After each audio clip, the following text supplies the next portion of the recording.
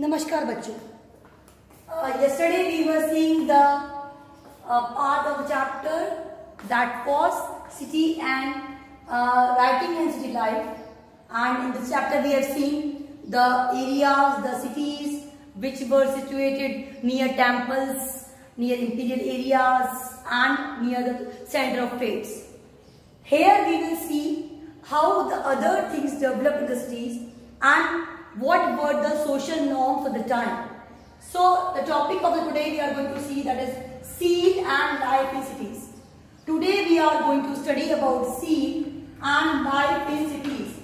So about scene we have discussed in our previous chapters also. So here also we will see the features of scene. Scene कैसी थी? It was the urban artifact. Cylindrical stone seal का यहाँ पे description है like this.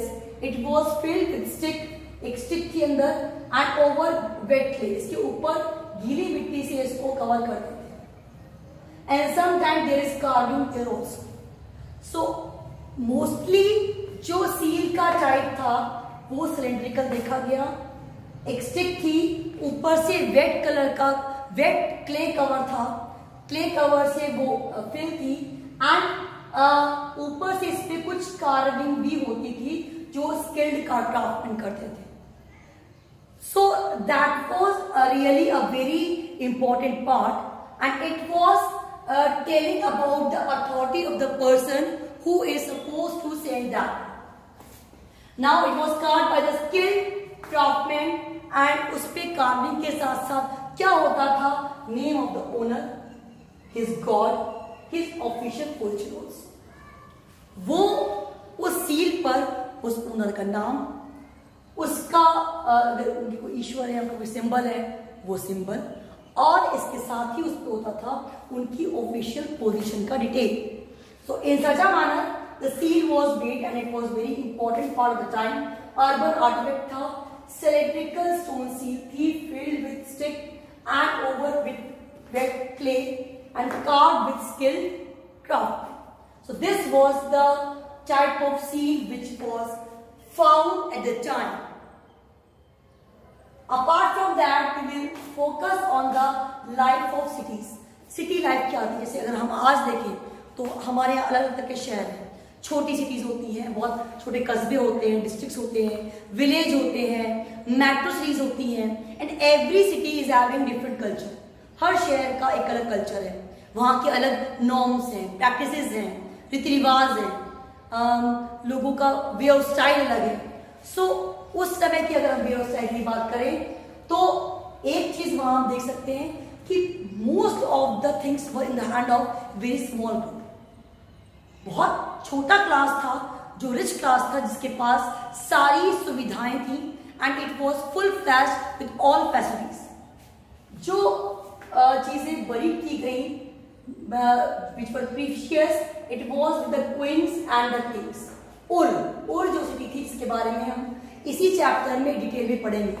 We will discuss in detail about the features of Ur city, but enormous riches buried with some kings and queens. बहुत सारे riches, बहुत सारे precious stones, ornaments and the things which were buried with the kings and the queens. तो मतलब very small part of the population they were enjoying with the things which were in the hand of handful people. बहुत सारी चीजों के पास जो थी उन पे ओनरशिप थी, ओन किया था एक स्मॉल हैंडफुल लोगों ने. Now what about ordinary people? Ordinary people कैसे रह रहे थे? So here in this topic we are going to see about the lifestyle of ordinary people. Ordinary people का lifestyle क्या था? So step by step if we are going to learn, first nuclear family was the norm. Nuclear family सिर्फ father mother बच्चे बस, ऐसी family का एक ideal norm बना हुआ था. But still the son, those who were married, they were staying with the parents. पर इसके साथ ही कुछ ऐसे इंसिडेंट मिले हैं जिसमें married son they were residing with the parents. It means ऐसा नहीं था कि टोटली न्यूक्लियर हो ऐसा कोई इंस्टेंस ही नहीं हो, कोई एग्जाम्पल ही ना हो जहां पे मैरिड सन नहीं रह रहा। ऐसा भी था, few were living with the parents. The next one, a declaration was made about willing of marriage. अब विवाह, मैरिज के क्या रूल्स थे? तो जो ब्राइड को ऑफर कर रहे थे या ब्राइड को प्रपोज कर रहे थे, तो they were willing to marry with the particular girl. Willing जो थी उसको एक्सप्रेस डिक्लेरेशन किया था कि now they want to marry particular girl और ब्राइड। अब जो ब्राइड के पेरेंट थे, सबसे पहले प्रपोजल ब्राइड के पास गया and the consent was given by the brides parent for the marriage. Groom की तरफ से, दूल्हे की तरफ से मैरिज का प्रपोजल ब्राइड के पास जाता था and the parents of bride were giving the consent, then they were giving the consent that they are ready for the marriage. So in such a way, what was the thing? Nuclear family norm was there, but still in some parts people, those who are married, they were also residing with their parents, gift by the groom people to the bride.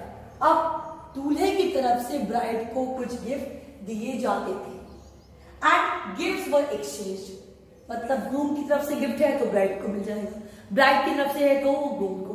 तो relatives, whatever relatives were exchanging, it was given to each other. Now coming to all together made offering in the parents in the temple. अब temple में offering, भगवान के पास जाके चढ़ावा देना या उनको ऑफरिंग देना, that was going to be, they ate together. Family function हुआ, उसमें सबने एक साथ बैठ खाना खाया and they spend the time together, gift exchange किए, मंदिर गए। So these were the rituals at the time of marriage. So ate together made offering to the temple. अब नेक्स्ट पार्ट क्या था? जो मदर इन लॉ थी, mother in law she used to fetch bride, bride को लेकर आती थी और ब्राइड के फादर उनको शेयर देते थे इनहेरिटेंस में। जो फादर का था, जैसे हम डाउरी भी कहते हैं, दहेज भी कहते हैं, the father used to give some share to the daughter in inheritance. When the mother law is coming to take the bride, the father of bride is sharing his inheritance. वो अपनी संपत्ति, अपनी प्रॉपर्टी में से जो भी share अपनी बच्ची को देना चाहता था, the father was giving. Then अब सोसाइटी का क्या रूल था? बट फादर की प्रॉपर्टी पर, फादर के house, herd, field, it was inherited by son. इन पर सन का राइट होता था। डॉटर की मैरिज में whatever share they wanted to give to her, they were giving, but rest on house, on herds, on the particular fields, the sons were inheriting the father. Father की विरासत पे उसके बेटे का अधिकार था, right? So this was the scenario of that time. Once again we will recall, life in cities में क्या था? Enormous rich जो थे, बहुत सारी precious चीजें, that was buried with the some kings and the queens. But what about the ordinary people? Ordinary people were having the nuclear family norms. But sometimes some married sons were also living with the parent. So totally we cannot say it was nuclear. About the marriage, a declaration was made about the willingness of the marriage. जो declaration था, it was made to the bride's family. Bride के parent इस पर अपना consent देते थे for the marriage, gift by the groom to the people to bride. अब groom की तरफ से, दूल्हे की तरफ से ब्राइड को गिफ्ट मिलते थे। Other gifts were also going to be exchanged. They ate together, both families, bride groom और ब्राइड की family, they ate together and they made offering in the temple also. Mother in law fetched to bride and bride's father was giving some share in his inheritance, but mainly in house and property, in fields, in herds, the main share was of son. Main जो share था वो son का था। So now in such a way we can see the scenario of the time. City life को हम focus कर रहे हैं। सबसे पहले हमने सील के बारे में जाना, सिलेंड्रिकल सील के बारे में, and then about the life in cities, enormous rich कहाँ पर किए जा रहे थे, ऑर्डिनरी पीपल क्या कर रहे थे, कैसी फैमिली थी, मैरिज कैसे हो रही थी, गिफ्ट एक्सचेंज किस तरह से हो रहे थे, what the both families were doing, mother in law जब फेच करती थी ब्राइड को, देन फीमेल जो ब्राइड थी she was getting the share in the inheritance of father, and the last one जो फादर की प्रॉपर्टी थी उस पर राइट सन का होता था।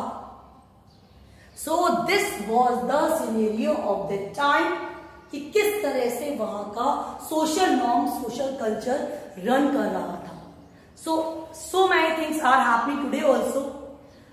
क्वेश्चन जब आते हैं बच्चों, जब कंपैरेटिव क्वेश्चन आते हैं, they can ask to compare the present situation from the past one. आज भी हम बात करें तो डाउरी इज देयर, फीमेल को जो गिफ्ट देते हैं वो देते ही हैं। आजकल ये कहा गया है कि फीमेल का भी पार्ट होता है फादर की प्रॉपर्टी में, but mostly son is taking that practically. So आपको उन चीजों को कंपैरेटिवली स्टडी करना आना चाहिए। At that time and this time what is the difference, क्या अंतर आया था, क्या डिफरेंस था, कंपेयर कैसे करेंगे। तो जब हम कंसेप्ट को प्रॉपर समझते हैं, then only we will be able to know about the things in a proper manner. आप कैसा भी क्वेश्चन सॉल्व कर लेंगे। सो आप जब टॉपिक्स को पढ़े उनको रिलेटिवली कंपेयर भी करते चले कि आज से अगर कंपैरिजन आ गया तो हम उसको कैसे कर पाएंगे। तो आज के बारे में हमें पता है कि क्या चलता है, तो उस समय से आज को कंपेयर करना इजी हो जाए।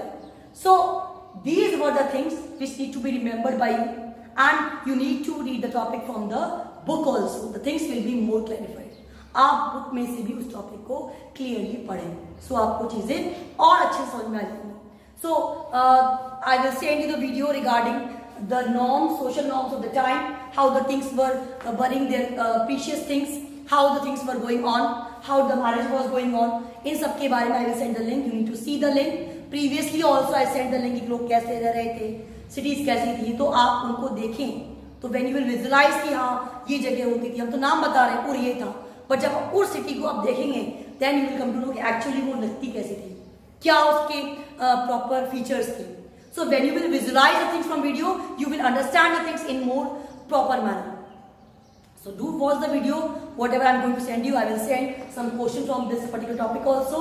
You need to write down the answers in your history notebook. So don't forget to do the work simultaneously whenever I am giving the work.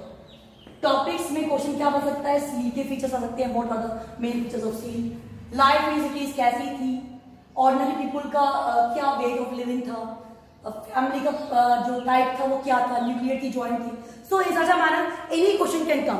So you have to be ready if the content command is there. अगर आपको पूरा content clear हो गया है तो आप किसी भी तरह के क्वेश्चन को सॉल्व कर पाएंगे।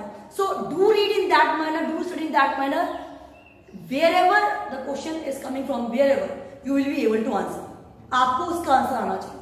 So this was the topic of the day. Do revise, do read the topic from the NCERT. That's all for the day. Thank you so much.